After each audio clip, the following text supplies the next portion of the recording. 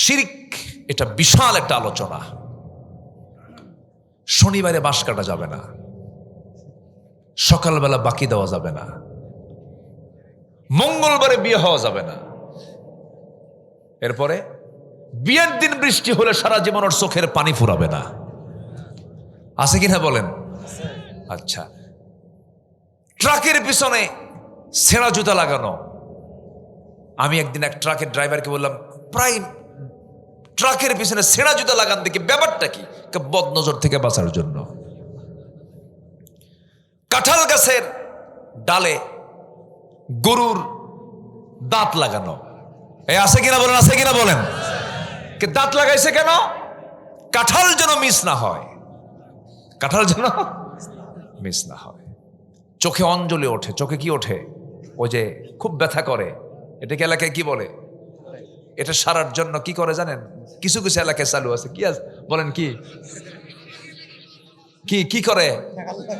ঠেকান লাগে। কি যেন ঠেকায়, কোটে ঠেকাও ঠিক হয়ে যাবে। কোন এগুলো পাইছে যে কোথায় আল্লাহ যাবে। এই রাকিব, কি ঠেকায়? এই তো হচ্ছে অবস্থা। তো এগুলো পাইছেন কোথায়? ম্যাক্সিমাম বাচ্চার কপালে এই কোনায় একটা কালো টিপ লাগায় লাগায় না।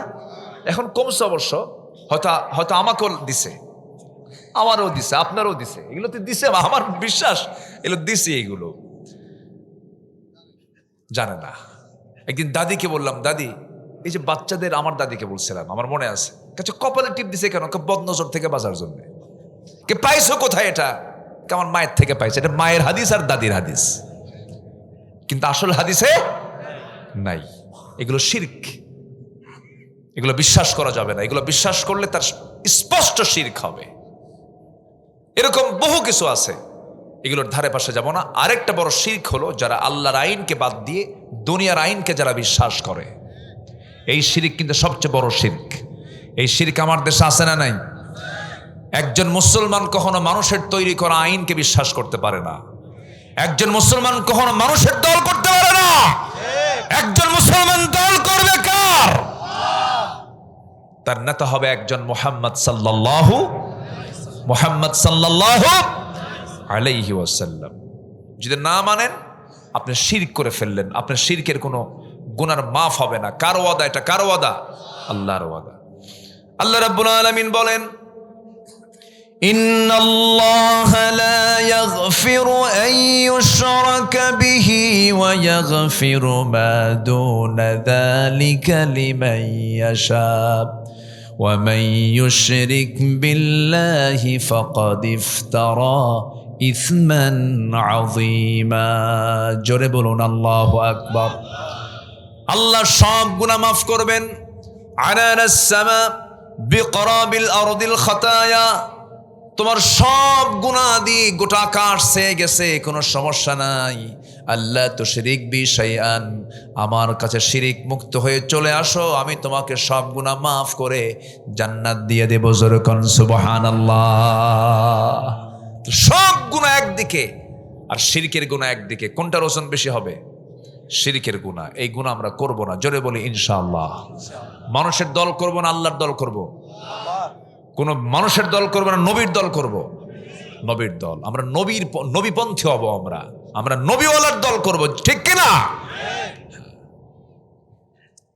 এটা যেন মনে থাকে, খুব গুরুত্বপূর্ণ কথা। কিন্তু মাহফিল আসলে সব সুবিশাপ হয়ে যায়, কিন্তু মাহফিল থেকে বের হলে বিড়ি খাওয়া ছাড়ে না।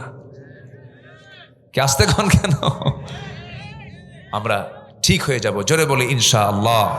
বসছি আমরা আজকে 17টা অপছন্দনীয় যদি আমরা কাজ ছেড়ে দেই, আল্লাহ পাক আমাকে পছন্দ করে জান্নাত দিয়ে দিবেন। 1 নাম্বার চলে গেল শিরক। আমরা কেউ করব না। শিরকের ব্যাখ্যা অনেক ব্যাখ্যা আছে। যাবে না, আপনারা থাকবেন না ইনশাআল্লাহ?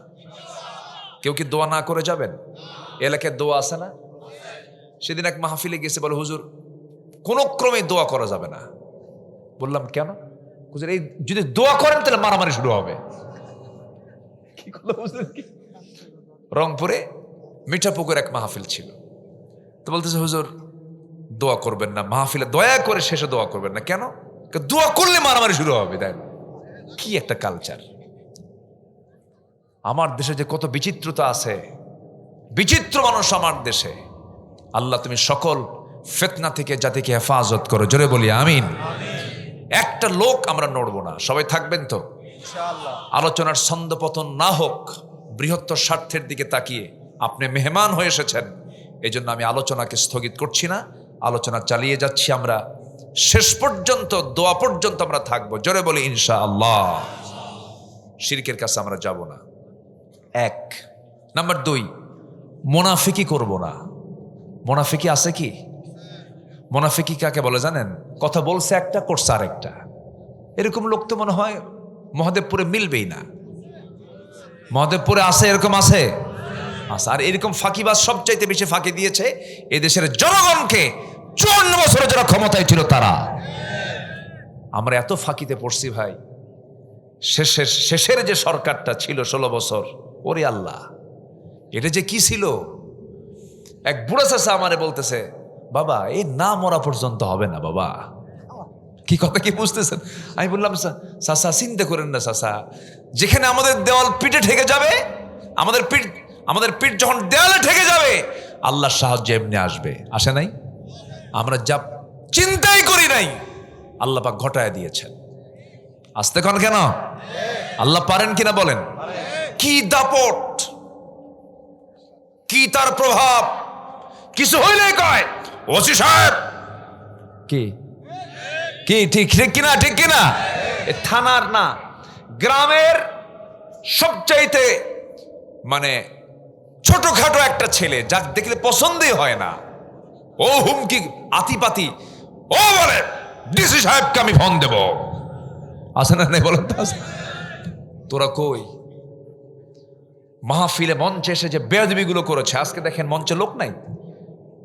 মঞ্চ তো শুধু আলেমদের জন্য হওয়া উচিত। সেদিন কুমিল্লা দেবিদ্দার একটা মাহফিল ছিল, মঞ্চে আমি ছাড়া কেউ নাই, শুধু আমি একা বসে আছি। সব মানুষ সামনে, গেস্ট যারা আছে সব নিচে চেয়ার টেয়ার দিছে, মঞ্চে শুধু একটা চেয়ার, একটা টেবিল, মাইক, আমাকে বসে রাখছে। সামনে হাজার হাজার মানুষ, মঞ্চে কোনো লোক নাই। বললাম এই রহস্য কেন? হুজুর ওই মঞ্চে শুধু আপনার কাজ, আর কারো কাম নাই, শুধু সবাই শো করবে, আমি আসি। নিয়ত ভালো। বললাম তোমাদের ধন্যবাদ যে তোমরা এই চেহারা দেখানোর জন্য এখানে আর বসতে দাও নাই। ঠিক আছে, নিচেই থাকুক। কি ঠিক কিনা বলে? নেতাগুলো আসতো, বসতো, বসেই বলতো হুজুর দুনিয়া নিয়ে কোনো অস করবেন না, যা অস করবেন আকাশ নিয়ে আর কবর নিয়ে। দুনিয়া আমরা দেখে নেব, মদ খাবো আমরা, দোয়া করে দিবেন আপনি। এত পাক্কা দুষ্ট এগুলো। সে মোষগুলো দেখছেন ওদের? মোষ আর ঠোঁট দেখলে মনে হয় শয়তান দেখতে ওই রকমই। মোষ ঠোঁট সমান, মোষও কালো, ঠোঁটও কালো। মোষ 2.5 ইঞ্চি, ঠোঁট 2 ইঞ্চি, মোট 5 ইঞ্চি, শুধু কালো আর কালো। বদমাইশ গুলো শেষ করে দিয়েছে জাতিকে, সভ্যতাকে নষ্ট করে দিয়েছে। এরা যুবকদের হাতে ইয়াবা তুলে দিয়েছে, অস্ত্র তুলে দিয়েছে। সে অস্ত্র দিয়া অগাস্টের আন্দোলনের জুলাইয়ে আমার আপনার সন্তানদেরকে শহীদ করে দিয়েছে ওরা। সকল অপকর্মের খেসারত দিতে হবে না? দিতে হবে না? আল্লামা সাঈদীর বিরুদ্ধে মামলা দিয়েছিল, ধর্ষণের মামলা দিয়েছিল। আল্লামা সাঈদী বলেছেন, আল্লাহ যারা আমাকে জাতির সামনে বেইজ্জত করার চেষ্টা করেছে, তাদেরকে তুমি আল্লাহ জাতির সামনে ল্যাংটা করে বিদায় করে দাও। করে নাই? করে নাই? কেউ পালায়নি, ওরাই পালাইছে। কেউ পালাইছে? কোন আলেম একটাও কি পালাইছে? আমার দেশের কোন আলেম কি পালাইছে? ওরা পালাইছে। দেশকে কে ভালোবাসে আর কে ভালোবাসে না জাতির সামনে এখন স্পষ্ট। 28 লক্ষ কোটি টাকা দেশ থেকে পাচার করে নিয়ে চলে গেছে। 28 লক্ষ কোটি টাকা। ওই যে বলছে বাবের দেশ, আমার বাপ স্বাধীন করছে। কইছে না এগুলো? কইছে না? কইছে না? যা মনে হয়েছে তাই করেছে। আল্লাহ বললেন ঠিক আছে যা। আমার এক পছন্দের গোলাম যখন বলছে গাছের গোড়ায় নাড়া দেবো, মামু বাড়ি দিল্লি গিয়ে পড়বি, যা দিল্লি যা। কি ঠিক কিনা বলেন? কবুল হয়েছে 25 বছর পরে, আর বলেছেন 25 বছর আগে। আল্লাহু আকবার। আল্লাহ তুমি আল্লামা সাইদ রাহিমাহুল্লাহর কবরটাকে জান্নাতের নূর দিয়ে মুনাফার করে দাও। লোকটা 13টা বছর কেমন করে আর সময়গুলো পাড়ি দিয়েছেন। জেলখানার এক একটা সেকেন্ড যে কত কষ্টের, যারা ভুক্তভোগী তারা ছাড়া কেউ বুঝবে না। সম্মানিত ভাইয়েরা, তবে কষ্টের পরেই তো সুখ থাকে। আল্লাহ যেন তার কবরটাকে জান্নাতের নূর দিয়ে মুনাফার করে দেন। জোরে বলি আল্লাহুম্মা আমিন। শরীফ ওসমান হাদি কি একটা ফুটন্ত গোলাপ, দেশকে ভালোবাসে, দেশের জন্য কথা বলে। পার্লামেন্টে সদস্য হবার জন্য সে এমপি মনোনয়ন নিয়ে সে ইলেকশনও করবে। 32 বছর বয়সের এক ফুটন্ত গোলাপ, তার এক একটা কথা বারুদের মতো, এক একটা কথা এক একটা চমকের মতো, নাড়া দেওয়ার মতো। সহ্য হয়নি, প্রকাশ্যে দিওয়ালাকে গুলি করে হত্যা করা হলো। আজ পর্যন্ত সে আসামি শনাক্ত করা হয়নি। কি বলবো আমরা? একটা হত্যার যদি বিচার না হয়, আমার আপনার বিচার হবে? আমরা বিচার চাইলে পাবো? আমরা পাবো? কেমনে পাবো? একটা দেশকে যখন তখনই ভালো বলা যায় যখন দেশে বিচার থাকে। ওমরে ফারুকের সময়, ওমরে ফারুক রাদিয়াল্লাহু আনহুর সময় উনি নিজে একটা ঘোড়া কেনার জন্য গেছেন হলো বাজারে। ঘোড়া, এখন হুন্ডা কিনতে যায়, আগে কি কিনতে যেত? ঘোড়া। ঘোড়া কিনতে গেছেন, ঘোড়া নিয়েছেন, টাকা দিয়ে পয়সা দিয়ে লেনদেন করে ঘোড়া দেখে সুস্থ একটা ঘোড়া তিনি নিয়ে বাড়িতে চলে আসছেন। আসার পথেই 4 পায়ে ঘোড়ার অকেজ হয়ে পড়ে গেল। 4 মাইল 5 মাইল যেতে না যেতে উনি গেছেন খেপে, কি তুই কি ঘোড়া দিলি? চলে এসে বলতে চাই, ঘোড়াওয়ালা, ঘোড়া নাও, টাকা দাও। এই ঘোড়া নেবো না আমি। ঘোড়াওয়ালা বলছে, আমিরুল মুমিনিন, আপনার এই কথাটা আমার পছন্দ হলো না। কেন? ঘোড়া তো আপনি সুস্থ নিয়েছেন, লেনদেন হয়ে গেছে, আপনার মালিকানা যাওয়ার পর অসুস্থ হয়ে পড়েছে, এই দোষ আপনি আমাকে দেন কেন?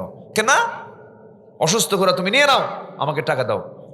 এখন ঘোড়াওয়ালা বলছে, দেখেন আপনার কথাও ঠিক আছে, আমার কথাও ঠিক আছে, চলুন আমরা আদালতে যাই। কোথায় যাই? কাকে বলতেছে? বলেন কোন লোকটাকে? কোন লোকটাকে? সাধারণ কোন লোক? 40টা রাষ্ট্র চালান তিনি, 40টা রাষ্ট্র।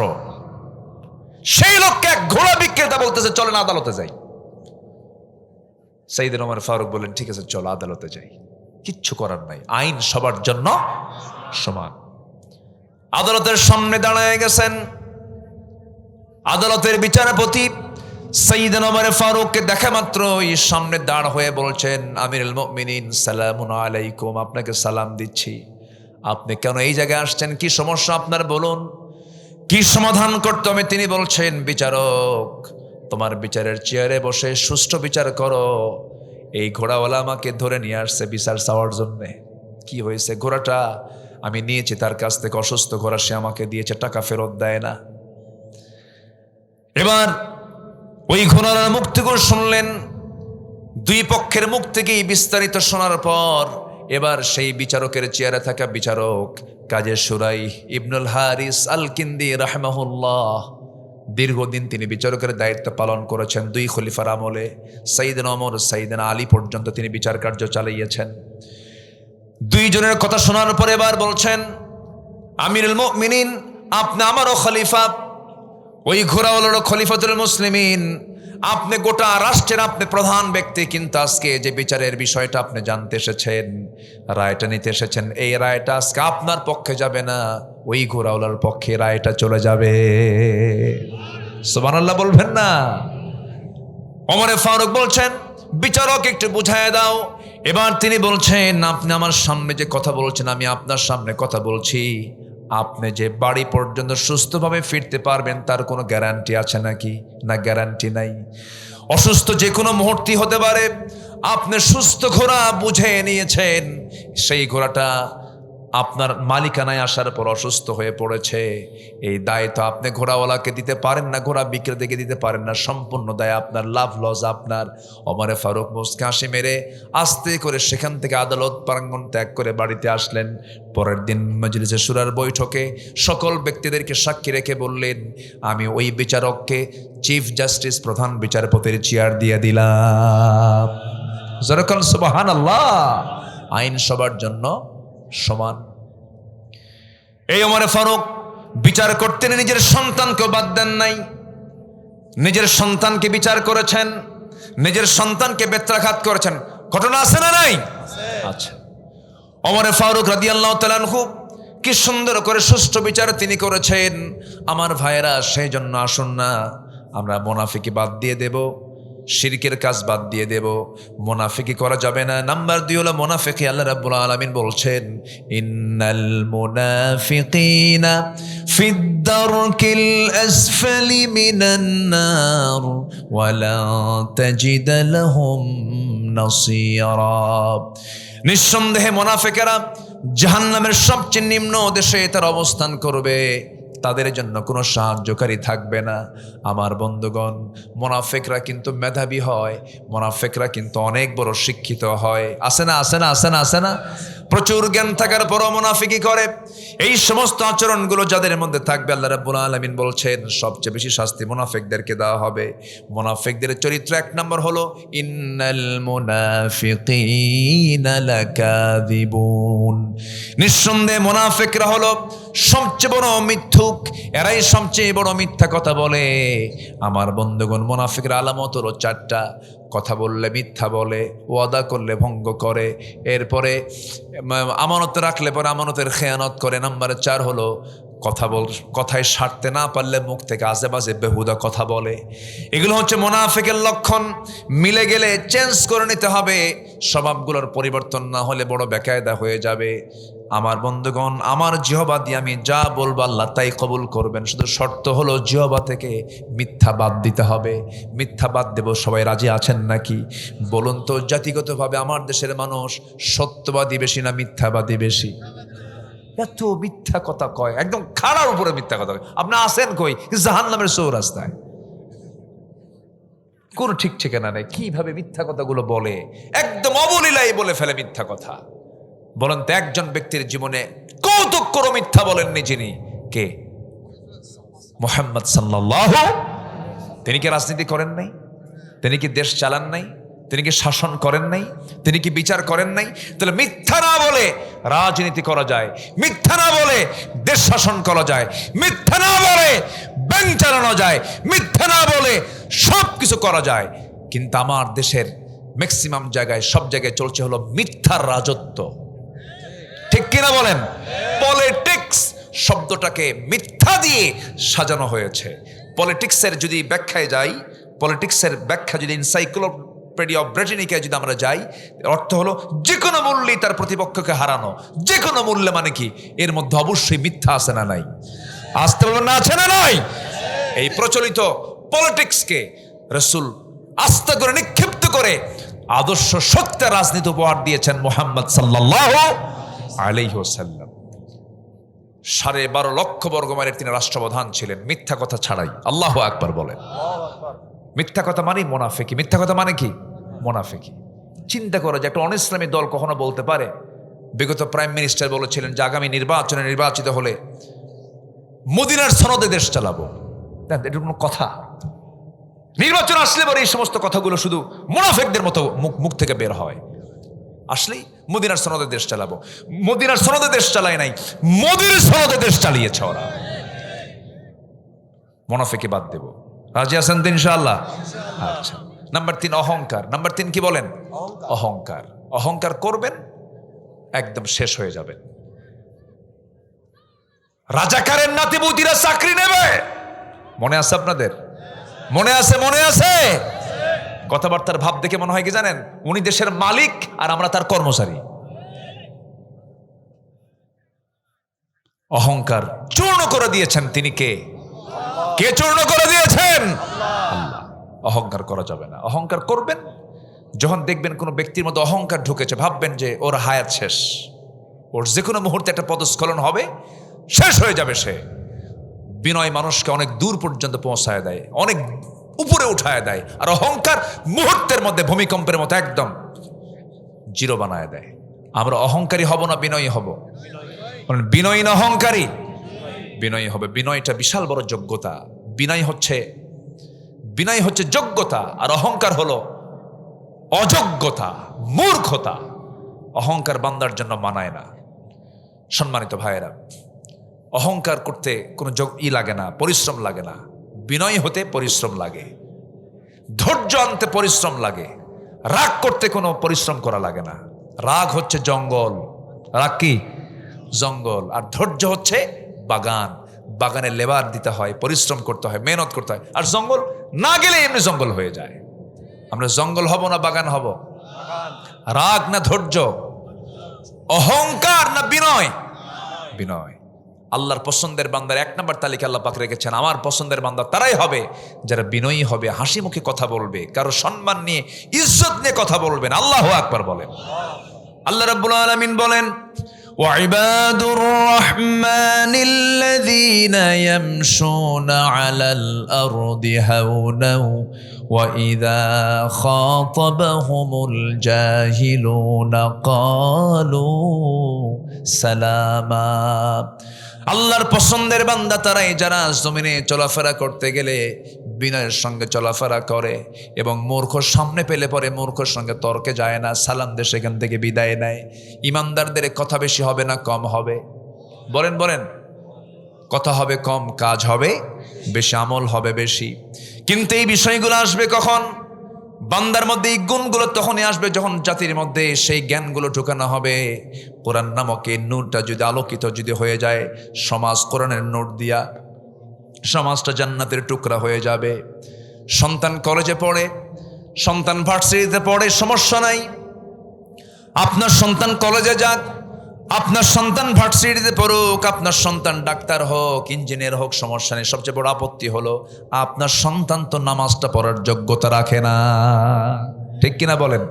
আপনার সন্তানকে সবার আগে দিতে হবে কিসের জ্ঞান? যেরকম কিসের জ্ঞান? তাহলে কোরআন আপনার সন্তানকে বিনয়ী বানাবে, অহংকার মুক্ত করবে, তাকে আল্লাহর আনুগত্যশীল বান্দা হিসেবে তাকে গড়ে তুলবে। এজন্য আপনার সন্তানকে আপনি যা বানান বানান, আপনি পরে বানান, ডাক্তার, ইঞ্জিনিয়ার, জজ, প্রশাসক, মেজর, নেতা, যা বানান, ডিসিএসপি, যা বানান বানান, সমস্যা নাই। কিন্তু প্রথম সবকটা দিতে হবে কি জানেন? প্রথম সবকটা কি দিতে হবে? প্রাইমারি স্টেজে কোরআনটা দিতে হবে। কোরআনের সাধারণ যে জ্ঞান, প্রাইমারি যে ধ্যান ধারণা, এটা ঢুকায় দিতে হবে। কিন্তু এটা তো করে নাই। এই 54 বছরে যত বিসিএস ভাইভা পরীক্ষা হয়েছে, প্রত্যেকটা ভাইভাতে যদি এমন শর্ত জড়িয়ে দেওয়া হতো যে ভাইভা বোর্ডে একজন মুসলিম শিক্ষার্থীকে, পরীক্ষার্থীকে, তাকে কোরআন কারীমের যে কোনো পৃষ্ঠা থেকে 1 পৃষ্ঠা সহিহ তেলাওয়াত শুনবো, এই জাতির নেতৃত্বের চরিত্রের পরিবর্তন হয়ে যেত। প্রত্যেকটা বিসিএস ক্যাডারকে যদি এরকম কন্ডিশন দেওয়া হতো, বুখারী শরীফের এত অধ্যায় থেকে এত অধ্যায় পর্যন্ত এখান থেকে 4-5টা হাদিসের প্রশ্ন করা হবে, যদি কন্ডিশন করে দেওয়া হতো ভাইভা বোর্ডে কোরআন কারীমের 3 নাম্বার থেকে 6 নাম্বার পারার যে কোনো একটা সূরা থেকে তাকে প্রশ্ন করা হবে, বলেন যারা দেশ চালায়, প্রশাসক যারা, তাদের মধ্যে যদি এই জ্ঞানটা যদি থাকতো, অন্তত আমার দেশ থেকে সম্পদগুলো, টাকাগুলো লোপাট হতো না। আমার কথায় মনে রাগ করতেছেন আপনারা? মূল পরিবর্তন করতে, মূল গোড়াটাকে চেঞ্জ করে দিতে হবে। একদম সম্পূর্ণ মানে জাহেলিয়াতের লেভেলে আমরা চলে গেছি। আমার দেশটা এত নোংরা হয়ে গেছে যে মানুষের চিন্তা চেতনার পচন এমন ভাবে ধরেছে, একটা যুবকের চেহারার দিকে তাকালে মনে হয় না একটা মুসলিম যুবক। মাথার চুল দেখছেন এখন? মাথার চুলের সাইজ দেখলে মানে এই দিকে চুল নাই, পিছনেও চুল নাই, মাথার উপরে গোল করে সেন্ট মার্টিন দ্বীপ। কে পাইছো কোথায়? হুজুর বুঝবেন না। কি, কার মডেল? কে মেসি। তুমি কি নেইমার? দেখছেন? মুসলমানের চরিত্র হচ্ছে মেসি, নেইমার। তুমি কি কুত্তা? যেরকম নাউজুবিল্লাহ। এগুলো কেন?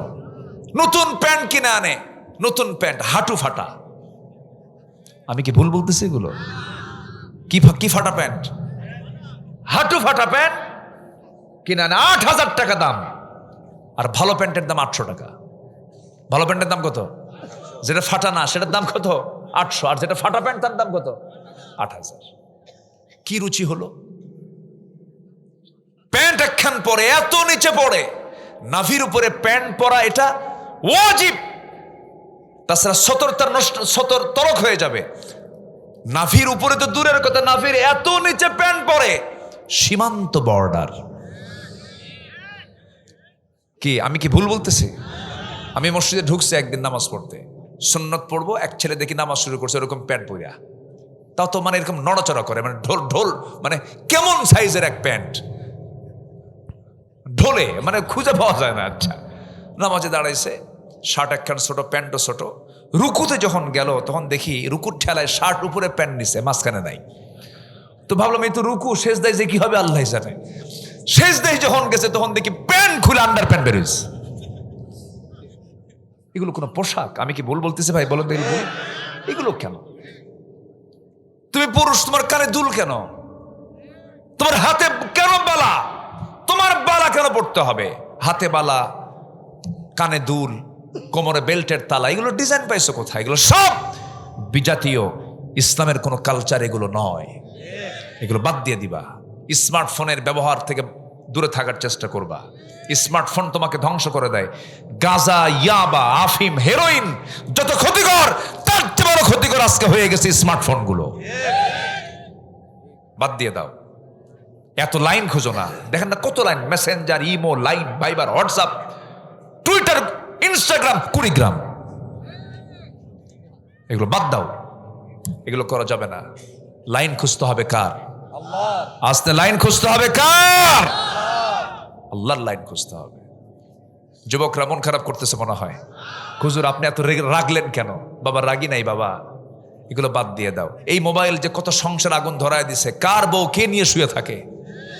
আমি কি ভুল বলতেছি? ভুল বলতেছি? এই মোবাইল সব শেষ করে দিল, দরকার নাই। তুমি যদি মোবাইল চালাতে পারো চালাবা, তোমাকে যদি মোবাইল উল্টা চালায় তাহলে তোমার শেষ, তোমার ব্যবহার করা যাবে না। খুব সাবধান। আমাদেরকে যদি কেউ প্রশ্ন করে আমরা এরকম উত্তর দিই, মোবাইল যদি আপনি চালাতে পারবেন, কিন্তু মোবাইল যদি উল্টা আপনাকে চালায় তাহলে আপনি শেষ হয়ে যাবেন, দরকার নাই। চুয়াডাঙ্গে গেছে মাহফিলে, এক মুরব্বী এসে আমার কাছে দোয়া চাচ্ছে, হুজুর আমার মেয়েকে ঠাকুরগা বিয়ে দিলাম, একটু দোয়া করেন। কে এত দূরে মেয়ে বিয়ে দিলেন কেমনে? হ্যাঁ, আপনি এটা পাইছেন কোথায়? এত দূরে বিয়ে দিলেন আপনি, এটার ঘটক কে? হুজুর মোবাইল। কি কথা কি বুঝতেছেন? ওই যে মোবাইল তো বলে দিচ্ছে, দূরত্ব যতই হোক কাছে থাকুন, জ্বলে উঠুন আপন শক্তিতে। আকাম কুকাম বাদ দিতে হবে। যুবকরা চরিত্রকে সুন্দর করো। চরিত্রের চাইতে বড় সম্পদ পৃথিবীতে কিচ্ছু নাই। চরিত্র সুন্দর করো। বিবাহ পূর্ব কোনো অবৈধ রিলেশন করবা না। আব্বা আম্মাকে না জেনে কোনো সিদ্ধান্তে যাবা না। আব্বা আম্মাকে বলবা আব্বা বিয়ে করায় দাও, সুন্দর করে বলবা, সুন্দর চরিত্র নিয়ে থাকবা, দেখবা তোমার চাইতে সুখী মানুষ পৃথিবী তার দুইটা খুঁজে পাবা না। চরিত্র সুন্দর থাকলে সুখী মানুষ। সম্মানিত ভাইয়েরা, বন্ধু কখনো খারাপ নির্বাচন করবা না। বন্ধু হবে আল্লাহওয়ালা, যার দিকে তাকালে আখিরাতের কথা মনে হয় সেটা হবে তোমার বন্ধু। দেখবে যে তোমার কিসমত খুলে গেছে, তুমি খুব প্রশান্তি নিয়ে আছো। আপনি কি জানেন আল্লাহর পথে না থাকলে সে কোনোদিন সুখী হয় না? সে কখনো সুখী হয় না। আল্লাহ নিজেই বলেছেন।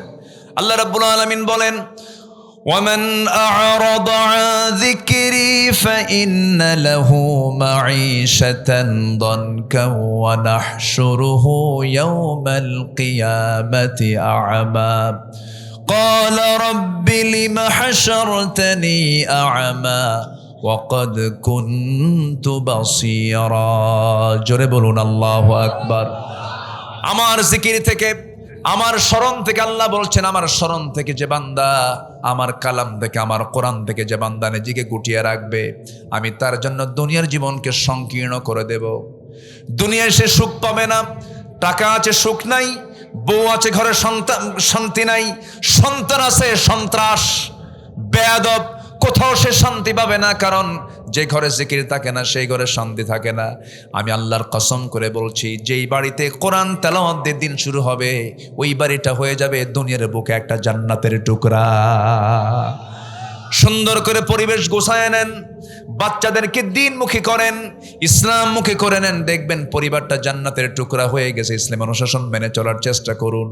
আমার বন্ধুগণ, ডিপ অ্যাটেনশন গ্রেবার দিয়ে আল্লাহ রাব্বুল আলামিন এক জায়গায় বলছেন, আলা বিযিক্রিল্লাহি তাতমাইন্নুল কুলুব। সাবধান সাবধান, আমার জিকিরটা একমাত্র বান্দাকে হৃদয়ে প্রশান্তি আনতে পারে। জোরে কোন সুবহানাল্লাহ। আল্লাহর জিকিরে একমাত্র বান্দার হৃদয়ে প্রশান্তি আনতে পারে। কিচ্ছু ভাল লাগে না তোমার, অস্থির দুনিয়া, মরতে ইচ্ছা হয়, বহু কিছু হয়, সব কিছু বাদ দিয়া কয়েকটা দিন কয়েকটা রাত নিরিবিলি ঘরের মধ্যে একাকী বসে তুমি একটু সেজদায় পড়ে 10 মিনিট 20 মিনিট 30 মিনিট সেজদায় পড়ে আল্লাহর কাছে চোখের পানি ফেলে যায় নামাজে কান্দো, আল্লাহর কসম করে বললাম এর চাইতে প্রশান্তির জায়গা পৃথিবীতে আর দ্বিতীয়টা নাই। আল্লাহর কাছে কান্নাকাটি করো, আল্লাহর কাছে বলো, আল্লাহ সব চাহিদা পূরণ করে দিবেন। আল্লাহ কি জানলেই সব তো আল্লাহই দিয়ে দিয়েছেন। আমার প্রাণটা আল্লাহর হাতে, আমার চোখটা আল্লাহ চালান, আমার হাতটা আল্লাহ চালান, আমার পাটা আল্লাহ চালান, দুটো কিডনি আল্লাহ চালান, দুটো কিডনি দিয়েছেন তিনি আমার, কে বলেন? মালয়েশিয়ায় গেছে আমার এক বন্ধু, নাম মমিন, প্রচণ্ড অসুস্থ। হাতের মধ্যে আমি একটা চাপ দিলাম, দেখি এখানে একটা মেশিন লাগানো। বললাম এখানে মেশিন কেন? বন্ধু আমার কিডনি দুটো অকেজো হয়ে গেছে। কোটি কোটি টাকার মালিক। বলে বন্ধু আমার আল্লাহ যদি সব সম্পদ নিয়ে নিত, যদি আমার কিডনি দুটো ফেরত দিত, আমি তাতেই খুশি হয়ে যেতাম। আমার বন্ধুগণ সেই সপ্তাহে 4 দিন হসপিটালে যায় ডায়ালিসিস করার জন্য। ডায়ালিসিস মেশিনটার ওজন হলো 100 কেজি, আর আল্লাহ তাআলা আমার আপনার কিডনি যে ওজনটা দিয়েছেন মাত্র 200 গ্রাম। 200 গ্রাম কিডনিটাই ওই ডায়ালিসিস মেশিনের চাইতে আরো উন্নত। যেরকম সুবহানাল্লাহ। 200 গ্রামের মধ্যে কি আল্লাহ পাক কি সুন্দর করে পদ্ধতি দিয়েছেন, কি সুন্দর করে মেশিন সেট করেছেন, আমার ওজনের সঙ্গে ব্যালেন্স করেছেন। মানুষ যেটা বানাইছে 100 কেজি, আল্লাহ যেটা বানাইছেন 200 গ্রাম। যদি এমনটা হতো, বান্দা তোকে দুনিয়াতে পাঠায় দিলাম, 6 মাস পরে কিডনি পাঠাবো আসমান থেকে, ওজন হলো 100 কেজি, 100 কেজি 200 কেজি, ধানের বস্তা নিবেন না কিডনির বস্তা নিবেন? কি খর কত বড় বেকায়দা হয়ে যেত। আল্লাহ সব ব্যবস্থা করে দিয়ে বলছেন বান্দারে সব দিয়ে দিলাম, বান্দা অহংকার করবি না, ইবাদত করবি, বিনয়ী হয়ে আমার কাছে যাবি। ওয়াল্লাযীনা ইয়াবীতুনা লিরাব্বিহিম সুজদান ওয়া কিয়ামা। আমার বন্ধুগণ জিকির কখনো বাদ দেওয়া যাবে না। ওমর ফারুক রাদিয়াল্লাহু তাআলা আনহু ইসলামের দ্বিতীয় খলিফা তিনি ছিলেন। চিন্তা করুন নামাজের প্রতি তার কি গুরুত্ব ছিল, জিকিরের প্রতি তার কি গুরুত্ব ছিল। ছোট্ট একটা ইতিহাস মনে পড়ে গেল। ওমর ফারুকের ইন্তেকাল হবে, সারা জীবন তিনি দোয়া করেছেন, আল্লাহ আমাকে শহীদি মওত দান করো, শহীদি মওত আমাকে দান করবা, নবীর শহরে আমার মৃত্যু দিয়ে দিবা। এই দুইটা দোয়া করতেন সর্বক্ষণ ওমর ফারুক রাদিয়াল্লাহু তাআলা আনহু। তার দোয়াটা কবুল হয়ে গেল। ওমর ফারুক দুনিয়া থেকে বিদায় হয়ে যাবেন। সর্বশেষ ফজর নামাজ পড়ার জন্য তিনি মসজিদে রওনা দিয়েছেন। নামাজ পড়া শুরু করবেন। একজন শাসক 40টা রাষ্ট্র চালান, আবার তিনি নামাজের দায়িত্ব পালন করেন। যেরকম সুবহানাল্লাহ। শাসক তো তিনি হবেন, ইসলাম বলে শাসক তিনি হবেন যিনি নামাজের দায়িত্ব পালন করবেন। কি আস্তে কন কেন? সাইয়েদনা ওমর ফারুক রাদিয়াল্লাহু আনহু নামাজ পড়ালেন। ফজর নামাজ পড়ান শুরু করেছেন। দ্বিতীয় রাকাতে নামাজ পড়তে নিয়ে যখন রুকুতে চলে গেছেন, সারা জীবন তার দোয়া ছিল, আল্লাহ তুমি আমাকে শহীদি মওত দান করো। এমন সময় রুকুতে যাওয়ার সঙ্গে সঙ্গে পাশে থেকে ওঁত পেতে থাকা এক জালিম এসে তার পেটের মধ্যে চাকু ঢুকায়া দিল। নামাজের ভেতরে চাকু ঢুকায়া দিয়েছে। চাকুর টান মেরে বের করতে নিয়ে তিনি তাকে ধরে ফেলেছেন, কিন্তু পারলেন না। বুঝে ওঠার আগে আরেকটা চাকু দিয়া তার তল পেটে 2টা আঘাত করেছে। বিষাক্ত চাকু, বিষ মিশ্রিত চাকু।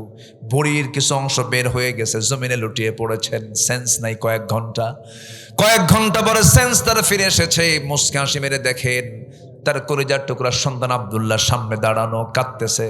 ওমর ফারুক বলছেন, ও আমার আব্দুল্লাহ কান্দো কেন? আল্লাহ আমার দোয়া কবুল করে নিয়েছেন। আমি শহীদের দরজা পেয়ে যাচ্ছি, কারণ আমাকে যে আঘাত করেছে সে কোনো মুসলিম পরিবারের কেউ নয়, মুসলিম নয়, সে একজন অগ্নিপূজক আবু লুলু মাজুসি। সে আমাকে আঘাত করেছে, আমি নিশ্চিত শহীদ হয়ে যাব। আব্দুল্লাহ কেঁদো না, আমার জন্য পানি আনো তো। 1 গ্লাস দুধ, 1 গ্লাস পানি আনা হলো। তিনি আবার বলছেন, আব্দুল্লাহ রে, আমার হৃদয়ের কোনো তৃষ্ণা নাই, আমার দেহের কোনো তৃষ্ণার জন্য আমি পানি তোমার কাছে চাই নাই। আমার তৃষ্ণা হলো ফজর নামাজ এখন আমার আদায় হয় নাই। যেরকম সুবহানাল্লাহ। ওজুর পানি নিয়ে আসো। কিসের পানি বলেন?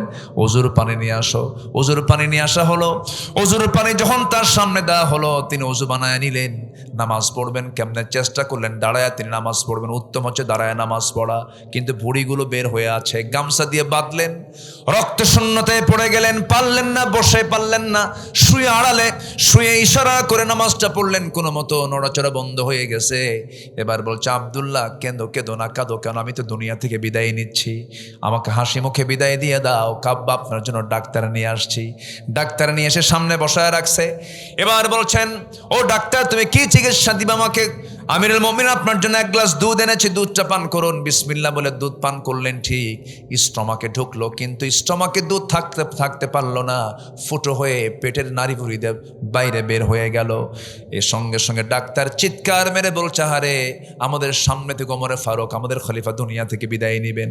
ওমরে ফারুক মুসকে মুসকে হাসি মেরে বলছে, ডাক্তার তুমি আমাকে বাঁচাবা কেমনে? কারণ আমি আমার নাকের মধ্যে জান্নাতের ঘ্রাণ পেতেছি। সুবহানাল্লাহ। ওমরে ফারুক রাদিয়াল্লাহু আনহু তিনি দুনিয়া থেকে বিদায় নেবেন, এমন সময় বলছেন, ওরে আব্দুল্লাহ আমার জন্য দোয়া কর, আমি যেন শহীদ হয়ে যাই। ডাক্তার তুমি চলে যাও। ডাক্তার রুম থেকে বের হয়ে যাচ্ছে। চিন্তা করুন, মুমূর্ষু অবস্থা, কাতরাচ্ছেন তিনি, রক্ত শূন্যতায় ভুগছেন, তিনি মারা যাবেন যে কোনো মুহূর্তে। ডাক্তারের পাজামার দিকে নজর দিয়ে দেখেন তার পাজামার কাপড়টা গিরারের নিচে পড়ে আছে, ঝুলে ঝুলে যাচ্ছে। ওমরে ফারুক বলছেন, ডাক্তার এই দিকে আসো, তুমি কি হাদিসটা পড়ো নাই? লা ইয়ানজুরুল্লাহু ইয়াওমাল কিয়ামাহ, আল্লাহ পাক সেই বান্দার দিকে কখনো নজর দিবেন না যার পাজামার কাপড়টা গিরার নিচে পড়ে থাকে। পাজামা ঠিক করো। সুবহানাল্লাহ বলা যাবে না? ওমরে ফারুক রাদিয়াল্লাহু তাআলা আনহু এবার দুনিয়া থেকে বিদায়ের একদম শেষ মুহূর্তে এসে বলছে, আব্দুল্লাহ গত 2 বছর আগে আমার বন্ধু আবু বকরকে নবীর সাথে ঘুমা দিলাম, তার লাশটা কবরটা তাকে দাফন করা হলো নবীর পাশে। আমার বড় শখ, আমি নবীর পাশে ঘুমাবো, আমার বন্ধুর পাশে ঘুমাবো, কিন্তু জায়গা তো আমার না, আম্মা জান আয়েশা সিদ্দিকার জায়গা। অতএব আব্দুল্লাহ তুমি আমার হয়ে একটা প্রস্তাবনা ওই বাড়িতে দিয়ে আসো, আম্মা জান আয়েশা সিদ্দিকাকে দিয়ে আসো, দেখি তো তিনি আমাকে জায়গাটা দেন কিনা। যখন বলা হলো, বলার সঙ্গে সঙ্গেই আম্মা জান আয়েশা সিদ্দিকা চোখের পানি ফেলতে ফেলতে বলছে, না হারে এমন প্রস্তাব এমন একজন ব্যক্তির পক্ষ থেকে আসছে, আমি আমার নিজস্ব জায়গাটুকু আমি ওমরে ফারুকরে দান করে দিলাম। যেরকম সুবহানাল্লাহ। নবীর কবরের পাশে এখনো কয়জন শুয়ে আছেন বলেন? বলেন বলেন কয়জন? মোট কয়জন? 3 জন একসাথে শুয়ে আছেন আমার নবী, প্রথম খলিফা, দ্বিতীয় খলিফা। আল্লাহ পাক সবাইকে সেই জায়গায় যাওয়ার তৌফিক দান করুন। জোরে বলি আমিন, আরো জোরে আমিন। 17টা পছন্দনীয় কাজ কেবল চলতেছে। 3 নাম্বার 4 হলো কুফর যারা করবে তারা আল্লাহ রাব্বুল আলামিন তাদেরকে অপছন্দ করবেন। ইন্না শাররাদ দাওয়াব ইনদাল্লাহিল্লাযীনা কাফারু ফাহুম লা ইউমিনুন। জোরে বলুন আল্লাহু আকবার। কুফরি করা যাবে না। কুফরি করলে পরে তার ঠিকানা জাহান্নাম হয়ে যাবে। কুফরি কোন আইনকে মানা যাবে না। নাম্বার 5 হলো রাসূলকে যারা কষ্ট দেবে। ইন্নাল্লাযীনা ইউযুনাল্লাহা ওয়া রাসূলাহু লা'আনাহুমুল্লাহু ফিদ দুনিয়া ওয়াল আখিরাহ ওয়া আ'আদ্দা লাহুম আযাবাম মুহিনা। জোরে বলুন আল্লাহু আকবার। নাম্বার 6 হলো অভাবের ভয়ে সন্তানকে যারা হত্যা করে, এমন নরপশু এখনো আছে না নাই? বলেন, আসতে বলবেন না আছে না নাই? আগে হত্যা করা হতো জন্ম নেওয়ার পরে, জীবন্ত পুঁতে হত্যা করা হতো, আর আজকে হত্যা করা হয় পেটের মধ্যেই অ্যাবর্শন করে। ঠিক কিনা? আছে না? আছে না? আছে না? আছে না? আছে না? কত ভয়ঙ্কর এই দেশে কিছু ঘটনা। আমার কাছে মনে হয় আগে ছিল ওল্ড জাহেলিয়াত, এখন হয়ে গেছে নিউ জাহেলিয়াত। 3 বছরের শিশুকে ধর্ষণ করা হয়। কি শোনেন নাই? শোনেন নাই এগুলো? 3 বছরের শিশু ধর্ষিত হয়েছে, লাশ কবর থেকে তুলে ধর্ষণ করা হয়েছে। হালুয়াঘাটে এক মেয়ে সুইসাইড করেছে, আত্মহত্যা করেছে, লাশ মর্গে আনা হয়েছে ময়না তদন্তের জন্য। সেই মর্গে রাখা লাশকে ধর্ষণ করা হয়েছে। আমরা এই দেশের মানুষ কত নিকৃষ্ট হলে পরে এই চিন্তা লালন হতে পারে। একটা মানুষকে মেরে সাবেক এক এমপি, যদিও অবৈধ এমপি, ঝিনাইদহের কালীগঞ্জের এক এমপি আনার, সে এমপিকে কলকাতায় নিয়ে মাস্টার প্ল্যান করে হত্যা করে, হাড়গুলোকে পৃথক করে, গোশতগুলোকে টুকরো টুকরো করে কমোডের ফ্লাশ করা হয়েছে। মানুষ কতটা ভয়ঙ্কর এবং হিংস্র হতে পারে। আজকে মানুষ হিংস্র জন্তু হায়নাকে দেখে যতটুকু না ভয় পায়, তার চাইতে বেশি ভয় পাচ্ছে হলো মানুষ আজকে মানুষকে দেখে। আমি কি ভুল বলছি? এগুলো সব ঠিক হয়ে যাবে। শুধু কিসের আলো দরকার বলেন? বলেন কিসের আলো দরকার?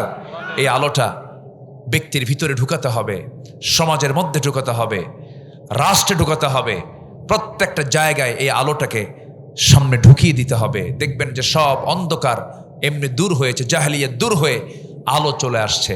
সেখানে মানুষের মানবতা প্রতিষ্ঠা পাবে, মানুষের মানবিকতা চলে আসবে।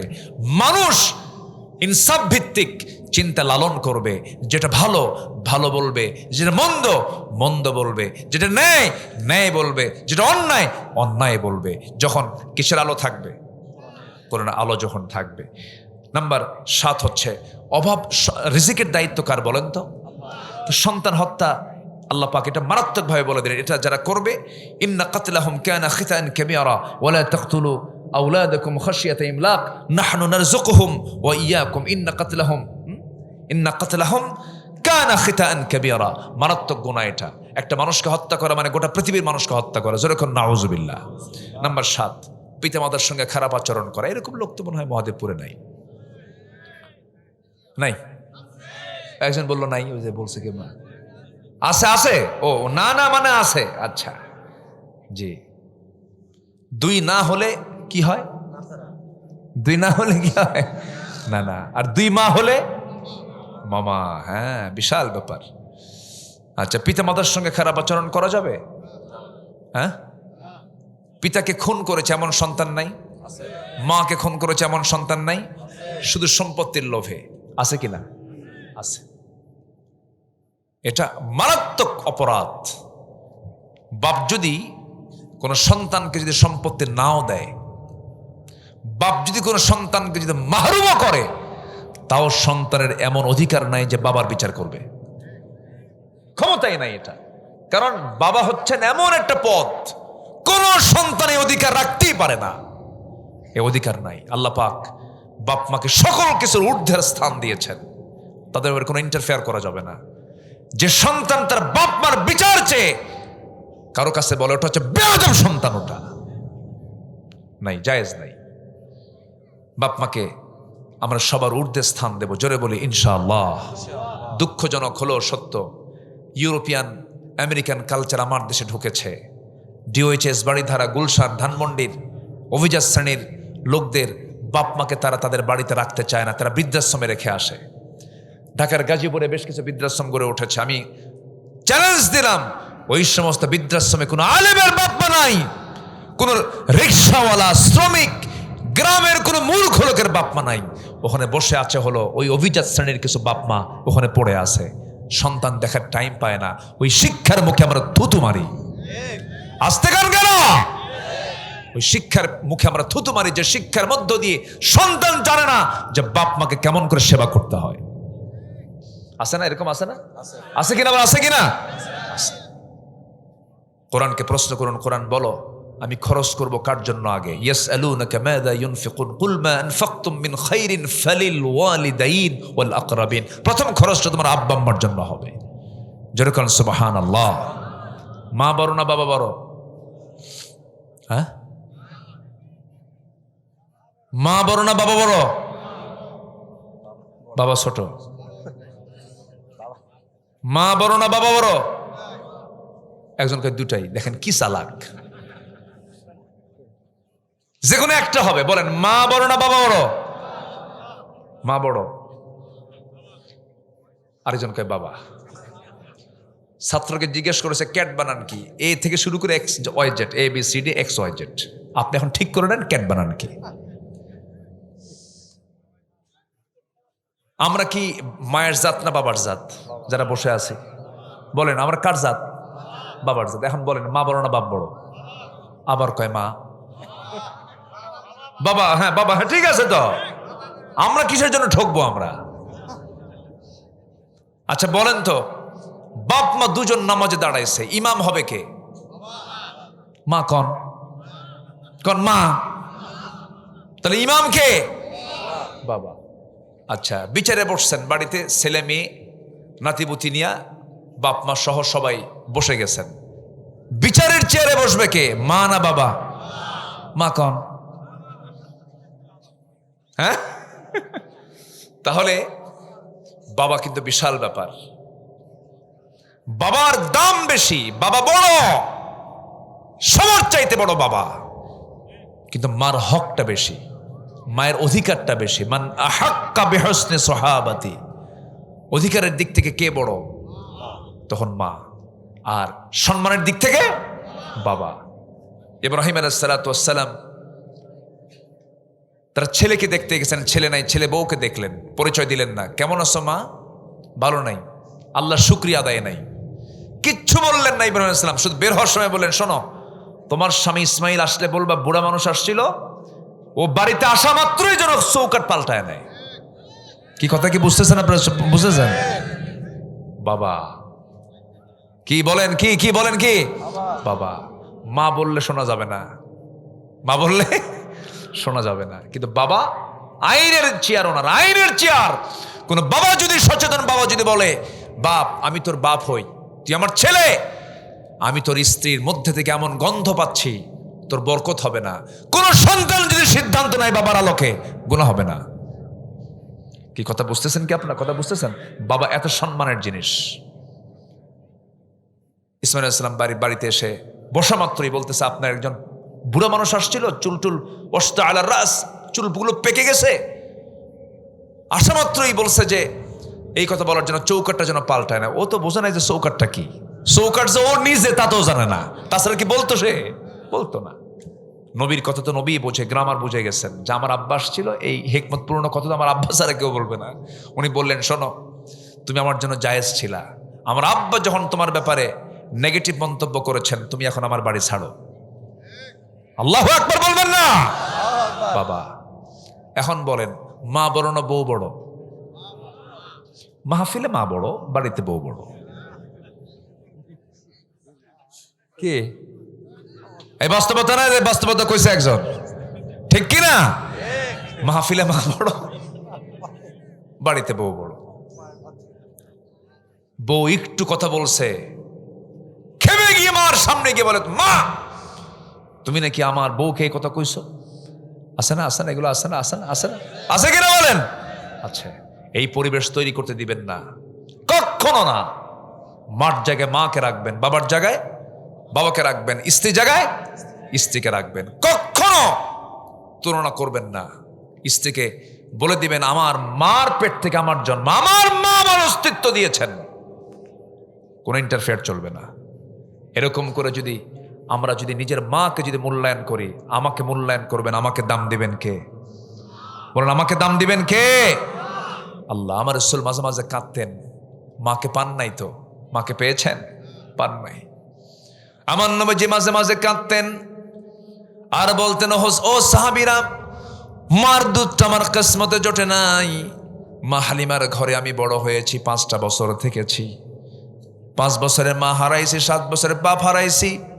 কিন্তু তোমরা জেনে রেখে দিও, জান্নাত নামক যে নিয়ামত আল্লাহ রাব্বুল আলামিন রেখে দিয়েছেন, ওই মার পায়ের নিচে জোরে কোন সুবহানাল্লাহ। কোন দোষ করে ফেলেছেন, কোন ভুল করে ফেলেছেন, মার কাছে গিয়ে আস্তে করে বসবেন, নত শিরে মানে একদম জড়সড় হয়ে, একদম অত্যন্ত বিনয় হয়ে সামনে বসবেন, হাঁটু গেড়ে দিয়ে বসবেন, সম্মান নিয়ে বসবেন। বসে মার কাছে গিয়ে বলবেন, মা অমুক দিন ভুলটা করেছিলাম, অমুক দিন এই ভুলটা আমার দ্বারা হয়ে গেছে, মা তুমি আমারে মাফ করে দাও। আপনি বলার আগেই দেখবেন আপনার মার চোখ দিয়ে পানি পড়া শুরু হয়ে গেছে। কি ঠিক কিনা? মার মন তো অন্য ধরনের, আপনি এত কিছু বলাও লাগবে না, শুধু বলবেন, মা রাগ করছো তুমি, আমারে মাফ করে দিও। দেখবেন যে আপনাকে কি যে করবে। আর বউকে সাইজ করা সহজ, আসতে কয়। একবার যদি বাঁকা হয়, দুনিয়া নড়বে, ও নড়বে না। আস্তে, মানে সবার বউ মনে রাবিয়া বস্ত্রীর মতো, মনে ভাবসাব এমন, মনে একদম এত আস্তে আস্তে। কি ঠিক কিনা?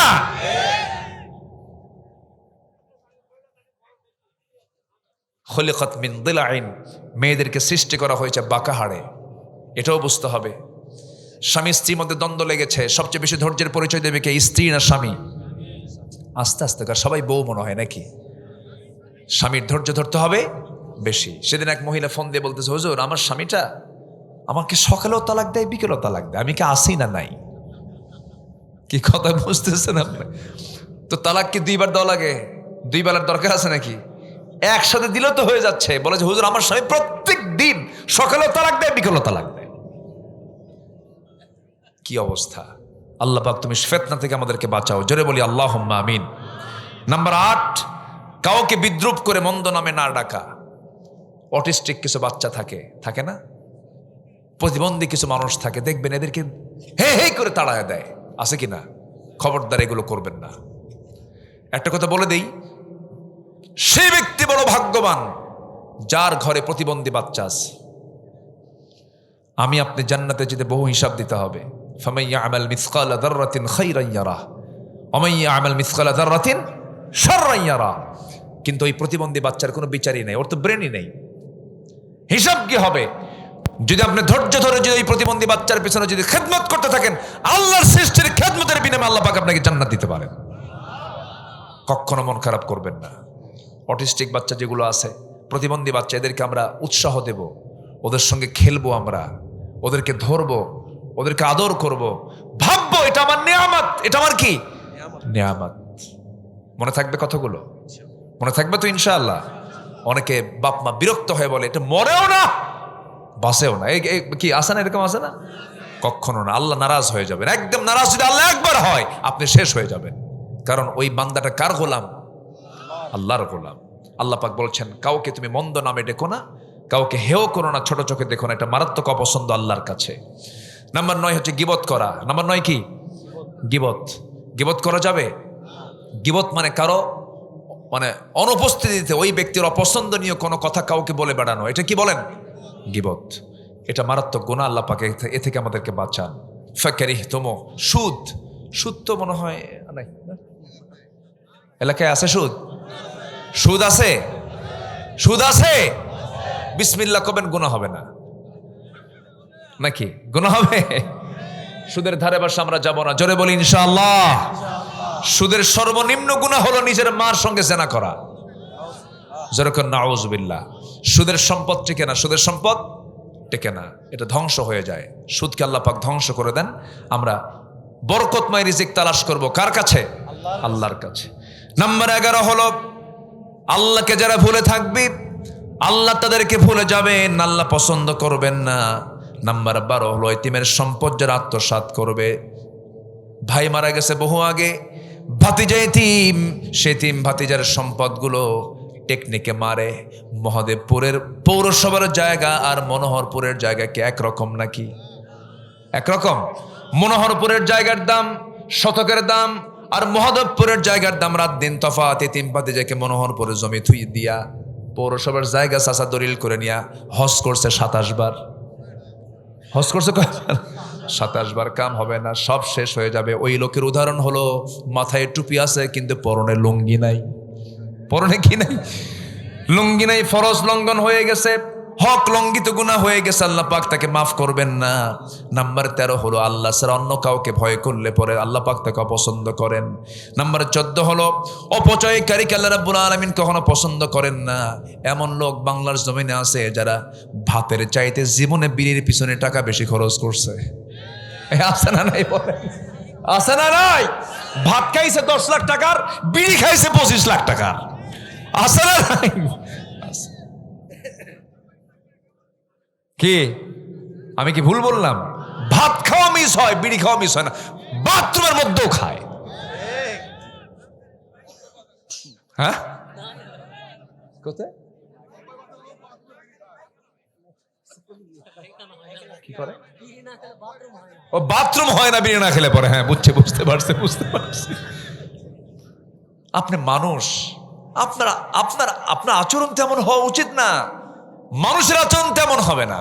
ওটিকে খাওয়ার জায়গা না ছাড়ার জায়গা। এগুলো কি একদিকে ঢুকায় আরেকদিকে ছাড়ে, এগুলো হারাম। আবার মাহফিল এসে প্রশ্ন করে, হুজুর বিড়ি খাওয়া কি জায়েজ আছে? মানে চেষ্টা আছে, জায়েজ কেমনে করা যায়? বিড়ি খাওয়া কি জায়েজ? বিড়ি খাওয়া জায়েজ না না জায়েজ? আপনি ওই যে মহাদেবপুরে যে ডাক্তার আছে, MBBS ডাক্তার যারা আছেন, যারা লাংস, যারা লিভার, এগুলো সাইড যারা দেখেন, তাদেরকে প্রশ্ন করতে হবে যে বিড়ি খেলে কি ক্ষতি হয়। আল্লাহ লাংস দিলেন, কত ফ্রেশ লাংস। লাংসটা একটা টিস্যু, খুব সফট জিনিস। লাংস টিস্যুর মতো আপনার মধ্যে ধুয়ো ঢুকাইয়া নষ্ট করে দিচ্ছেন। লাংস দিলেন আল্লাহ পাক, ফ্রেশ লাংস। সেই বিড়ি খেয়ে নষ্ট করলো কে? আল্লাহ। কে নষ্ট করছে? বান্দা নিজেই নষ্ট করেছে। তাহলে এটার জবাব দিতে হবে না আল্লাহর কাছে। মারাত্মক গুনাহ, মারাত্মক গুনাহ। কোন নেশা হালাল নয়, সব নেশা হারাম। সব নেশা কি? হারাম। কোন নেশার কাছে আমরা যাব না, জোরে বলি ইনশাআল্লাহ। যুবকরা, দয়া করে স্মার্টফোনের মিসইউজ থেকে বাঁচো। বড় ফিতনা, তোমাকে শেষ করে দিচ্ছে, কুড়ি শেষ করে দিচ্ছে। তোমার ফ্রন্টাল সেলগুলো মরে যাচ্ছে পর্নোগ্রাফিতে আসক্ত হওয়ার কারণে। খবরদার, তোমার ধ্বংস, তোমার মৃত্যু কামনাই হচ্ছে ওদের উদ্দেশ্য, পশ্চিমাদের উদ্দেশ্য। এগুলোতে কখনো পা বাড়াবা না। আল্লাহ যুবকদেরকে হেফাজত করুন। একটা যুবক যখন এগুলোতে আসক্ত হয়ে যায়, তখন তার কাছে একটা নিজের বোন নিরাপদ নয়, নিজের আত্মীয় স্বজন নিরাপদ নয়, সে তখন একটা হয়ে যায় জীবজন্তু, জানোয়ারের চেয়ে খারাপ। খুব সাবধান, আল্লাহ বোঝার তৌফিক দান করুন। নাম্বার 15, ধন সম্পদ আল্লাহ রাস্তায় না ব্যয় করে এটাকে শুধু চিন্তা করে যে আমি কেমনে জমাবো, বারবার জমাবো, আল্লাহ এটাকে অপছন্দ করেন। ওয়াইলুল লিকুল্লি হুমাযাতিল লুমাযা আল্লাযী জামাআ মালান ওয়া আদ্দাদা। কিছু অংশ, আমরা একটা অংশ, আল্লাহ গোটাল চাননি। ওমিম্মা রাযাকনাহুম ইউনফিকুন, কিছু অংশ তুমি আমার পথে দিয়ে দাও, আমি তোমাকে জান্নাতের পুরো অংশই দিয়ে দেব। জোরে সুবহানাল্লাহ। এই হোসাইন ছোট্ট মানুষ, আকারে ছোট কিন্তু ভিতরে বারুদ, বুঝলেন, খুব চটপাট। আমার ঢাকার 2 মসজিদে গেছে, আমার ডিআইটি প্রজেক্ট মসজিদে আমি নামাজ মাঝে মাঝে পড়াই, মোয়াখালীতে পড়াই। আমাকে খুঁজে কিভাবে যে বের করছে, হোসাইন নাম বলা চলে। এই ছোট বয়সে, বিয়ে সাথে এখনো হয় নাই, একটু ব্যবস্থা করে দিয়েন আপনারা। তো ওই কি বলে, মসজিদ এত সুন্দর বানিয়েছে, আমার খুব পছন্দ হয়েছে মসজিদটা। মসজিদের যিনি মুয়াজ্জিন, তার রুমটা অনেক সুন্দর করেছে। দেখবেন অধিকাংশ মসজিদে মসজিদ সুন্দর, কিন্তু ইমাম সাহেবের জায়গার রুম কোথায় জানেন? সিঁড়ির তলে। কিসের তলে বলেন? এগুলো অবহেলা। এগুলো সিঁড়ির তলে ইমামের রুম যদি হয়, তাহলে আপনি কি করলেন? আপনি এটা, ইমাম সাহেবের রুম হবে হচ্ছে মসজিদের চাইতে কোনো অংশ কম না, খুব সুন্দর করে। যিনি আমার ইমাম, আমি তাকে রাখবো হলো সিঁড়ির তলে। এটা হলো, বলেন তো, মসজিদের খরচ করেছে 1 কোটি 1.5 কোটি টাকা খরচ করে মসজিদ বানিয়েছে, আর ইমামের বেতন দেয় 7,000। ওই সভাপতি সেক্রেটারির পদ তো ওখান থেকে ওই পদে থাকাই জায়েজ নাই ওদের। এ আস্তে করেন কেন? ঠিক না এগুলো। ইমামদের বেতন, মুয়াজ্জিনদের বেতন, বাংলাদেশের সবচেয়ে যত চাকরি আছে সবচেয়ে বেতন কম কাদের?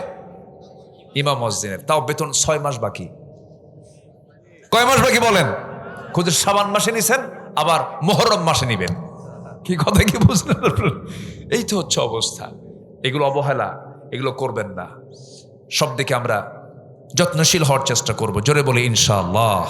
ধন সম্পদ, মসজিদের কোটি টাকার কাজ হচ্ছে, মসজিদের কাজ হচ্ছে। আপনি স্টাফকে আপনি কেন আপনি ঠকাবেন? মসজিদের যিনি ইমাম, তার কি বাজার হাতে নিতে হয় না? কি আস্তে কেন বাজারে হাতে নিতে হয় কিনা বলেন? বাজার হাতে নিতে হয়। একটা স্ট্যান্ডার্ড বেতন দিবেন। নামাজ পড়াতে ইমাম সাহেব যখন দেখবে 7,000 টাকা বেতন পাই, এই দিয়ে তো চাউল কিনতেই শেষ। নিয়ত বেঁধে বলবে মাগরিবের পরে বাজার করবো কি, বাজার করবো কি, বাজার করবো কি, আপনার নামাজই তো শেষ। কি বোঝা গেল? বোঝা গেল? আমরা চেষ্টা করবো এগুলো বোঝার। আল্লাহ কবুল করুন। জোরে বলি আল্লাহুম্মা আমিন। নাম্বার 16 হচ্ছে যারা মিথ্যা শপথ করে, আল্লাহ পাক তাদেরকে অপছন্দ করেন। এখন কিন্তু শপথের দিন আসতেছে সামনে, কিনা বলেন? সামনে শপথের দিন আসতেছে। বহু শপথ, খালি 54 বছর ধরে শপথই শুনছি, শপথের বাস্তবায়ন আমরা দেখি নাই। আমরা বাস্তবায়ন দেখতে চাই। আমরা কি দেখতে চাই বলেন? বাস্তবায়ন দেখতে চাই। আমরা আর প্রতারিত হতে চাই না ভাই। সর্বশেষ পর্যন্ত দেখলাম তো 16 বছর যারা শাসন করেছে, কি দেখি নাই বলেন? সব দেখলাম। সব শুধু অভিনয় আর অভিনয়, নাটকের মঞ্চে শুধু অভিনয় দেখেছি, বাস্তবায়ন দেখি নাই আমরা। আমরা সামনে বাস্তবায়ন দেখতে চাই। আল্লাহ কবুল করুন। জোরে বলি আল্লাহুম্মা আমিন। সর্বশেষ, শয়তানের যারা পদাঙ্ক অনুসরণ করবে, আল্লাহ তাদেরকে অপছন্দ শুধু করবেন না, তাদেরকে জাহান্নামে নিক্ষিপ্ত করবেন। আল্লাহ তাআলা আমাদের 17টা অপছন্দের তালিকায় যা শুনলাম, এই তালিকাকে জীবন থেকে মাইনাস করে আমরা যদি চলতে পারি, তাহলে আমরা আল্লাহর পছন্দের বান্দার কাতারে শামিল হব। আল্লাহ কবুল করুন। ফজর পড়বেন কারা? হ্যাঁ, ফজর পড়বেন কারা? ফজর দেখুন তো তুলল না কারা? ছায়া শুয়া থাকেন, যে আল্লাহকে ফাঁকি দেয় সে সবাইকে ফাঁকি দিতে পারবে। কি ঠিক কিনা বলেন? নামাজ না পড়বেন কাকে ফাঁকি দেওয়া? জোরে বলেন ইয়া আল্লাহ।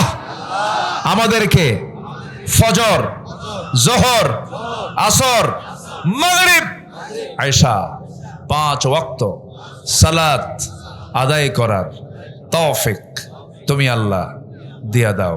জোরে বলি আমিন। আরো জোরে আমিন, আরো জোরে আমিন। হাত নামান।